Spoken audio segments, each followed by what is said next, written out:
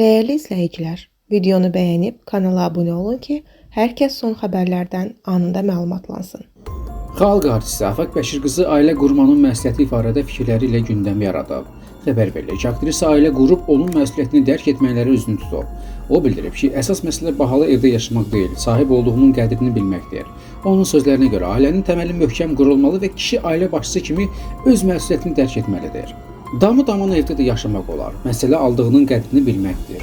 Təməli möhkəm qurmalısan. Bir də ki, kişiliyin olsun. Ailə qurmusansa, onu ailə kimi yaşatmalısan. Hər yerindən duran evlənmək istəyir. Sənətçinin bu fikirləri sosial şəbəkələrdə geniş müzakirəyə səbəb olub.